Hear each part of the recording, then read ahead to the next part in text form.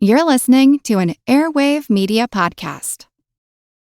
You're listening to an Airwave Media Podcast.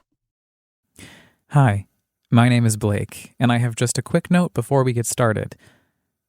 Actually, it's more like a recommendation because this podcast is an immersive sonic fantasy, and what you're about to hear is best experienced with headphones on, imagination on, and everything else turned off.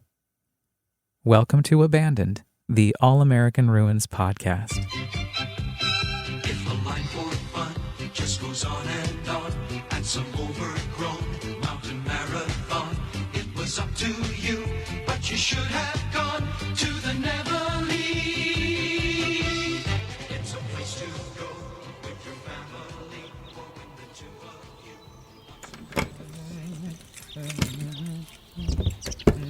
That morning, as I lock up my house and get into the car, the song starts to play in my head. It was up to you, but you should have gone to the Nevele. So, I listen to the ghosts and go.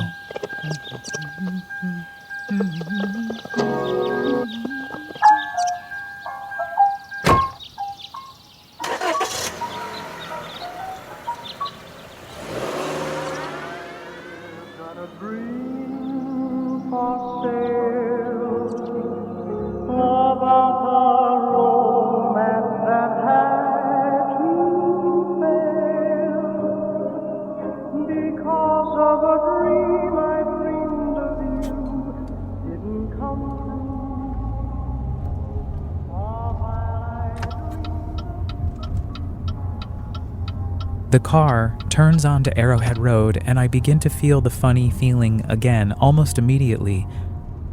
I know this place.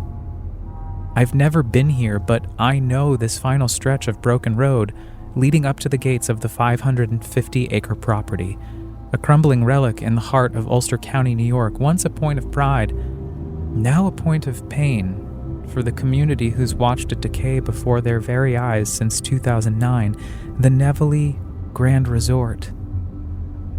And so begins one of the first of many expeditions out across the country to find sanctuary inside these all-American ruins.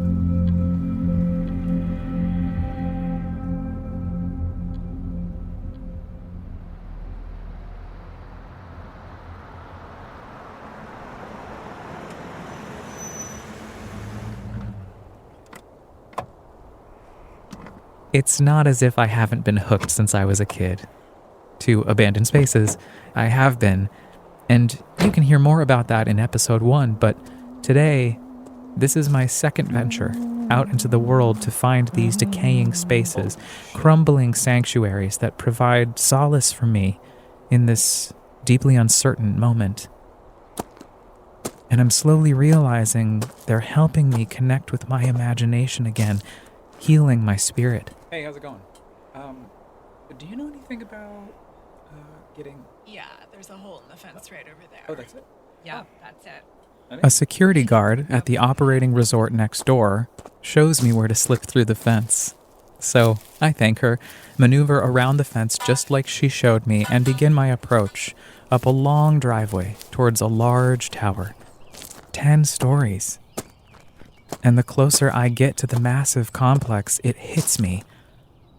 I feel like I'm on the set of Stanley Kubrick's The Shining, the 1980 horror classic adapted from Stephen King's novel. I've been deeply obsessed with the film for a long time. One of these dorks who feels so mesmerized by the movie that it's almost in my bones. Kind of like that feeling of anemoia. A longing for a time and place I've never known. So to get to live out that fantasy and chill with Shelley Duvall in 1980 on the set of Stanley Kubrick's The Shining is... well, it's incredible. But I know that it's more than that. The ghosts are clear. This place is a monument to a time before mine, to a community that isn't mine, historically, an ostracized, politicized, scrutinized community just trying to find peace. I drift just past the threshold between the real world and into the late 1960s amidst the decline of the Borscht Belt era, when Catskillian resorts of Herculean size and stature began to slowly lose relevance and economic steam. The Borscht Belt was a community. It was a community within about 30 square miles of 130 hotels. The Jewish Alps, as they were once called, have a dark anti-Semitic history. In the 1920s, anti-Jewish marketing was on a sharp rise in the United States, and many vacation spots across the country barred Jewish people access. I pledge undivided allegiance to the flag of the United States of America. This harsh reality led many Jewish communities to build their own vacation lands. Indivisible with liberty and justice for all.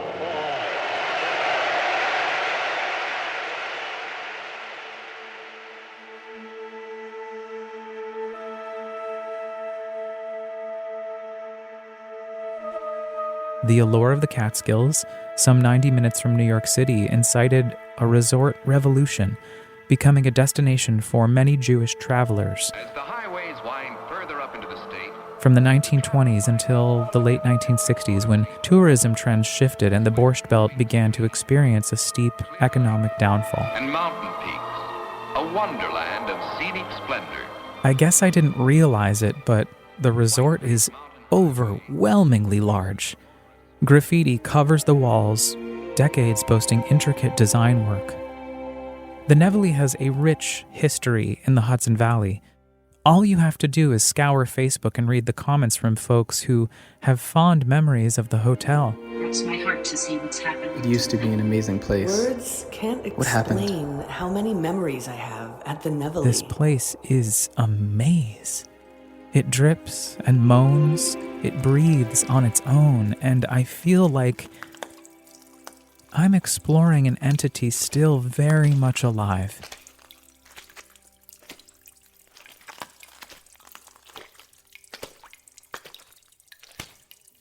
I head downstairs where I find the Stardust Room. I can hear Al Boley, Ray Noble, the Charioteers playing old standards like Midnight, the Stars and You or A Dream for Sale.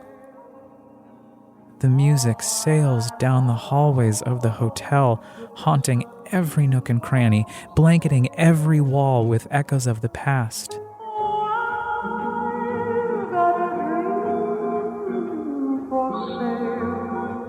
I enter the theater.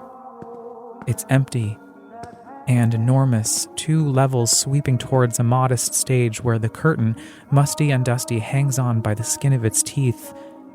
And as I make my way into the room, I begin to hear the laughter of the guests, and I begin to see hands coming out of the darkness, applauding, and the light coming through the windows is heavenly, and there they are. The audience. I approach the stage, hop up, and turn to face them, but they're gone again. Only a single empty chair remains, so I bow to it. As a shiver tumbles down my spine,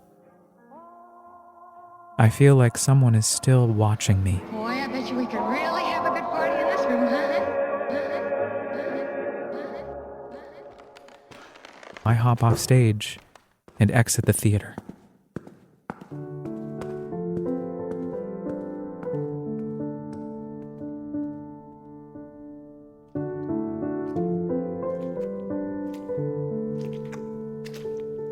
As I pass through the corridor next to the check-in, I see a giant open lobby where skylight glass has caved in. Sunshine tumbles in from above. This room is not like the set of The Shining, and it doesn't feel like there's a dark, anti-Semitic past in here. There is no evil lurking in the shadows, but there are ghosts in this hotel, and it is a sanctuary, a graveyard filled with so much joy. Ladies and gentlemen, good afternoon. All of our outdoor activities will be in full swing today. They'll be voting on grossing the lake, swimming at the pool, golf, tennis, handball, basketball, volleyball, and all other outdoor... I wander back into the kitchen, passing messages, comments on culture, signatures of past explorers. It is a blueprint of a moment on a timeline sealed and preserved. Knowing that every building on this property might one day be demolished makes me feel sad, until I see the floor is caving in anyway and remember Mother Nature will always have the final say. I make my way down a series of passageways that seem to stretch on forever and ever and ever, until I reach a delivery entrance at the back of the resort. On a wall rests a giant spray-painted message. The future is uncertain. I take a photograph because I want to remember the message.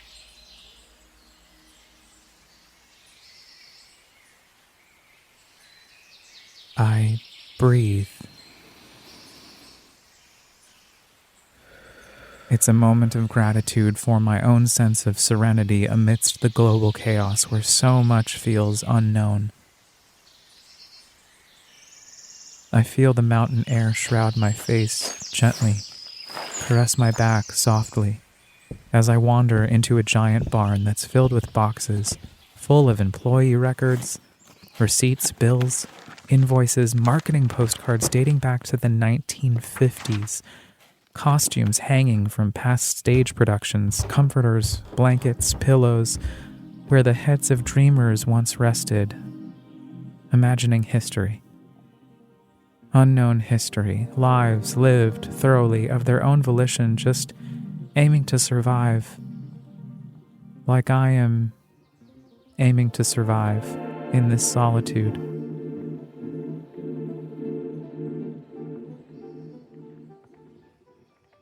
In the distance, I see a giant structure made of wood. I make my way across an expansive field and discover the ice skating rink.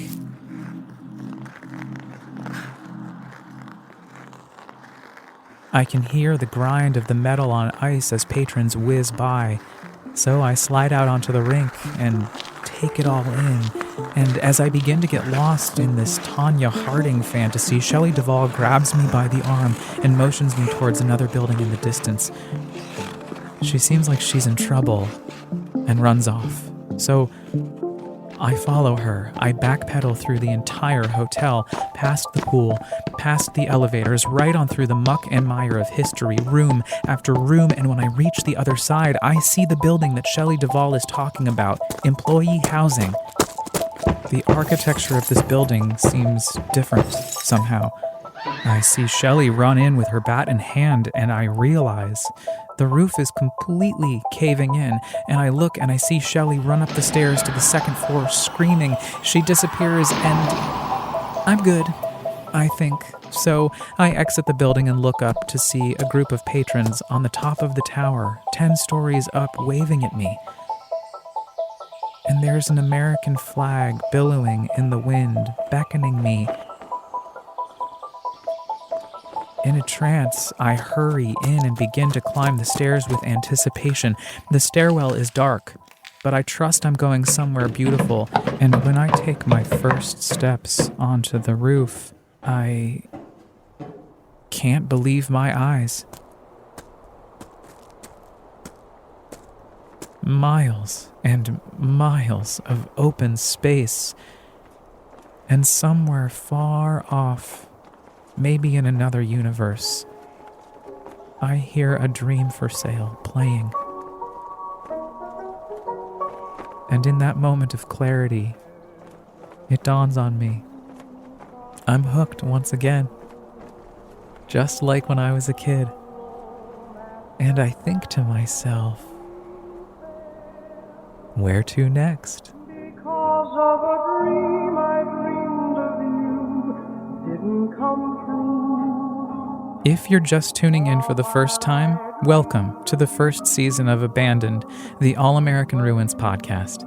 Join me every other week as I take you on a sonic journey, recounting my expeditions of abandoned spaces across the United States, transforming them into fantastical audio experiences that allow you, dear listener, to immerse yourself in my imagination with me, or maybe inspire you to go out and use your own.